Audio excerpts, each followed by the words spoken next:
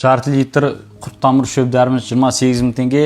Менің ауруым язва емес, асқазаным тек ауырады, ұйықтай алмай шығамын, жеңіл желпі ауру сияқты тексерілген жоқпын, не істесем болады деп жатады. Үй жағдайында мен сіздерге айтайын, енді асқабақ қатты қымбат тұрмайды.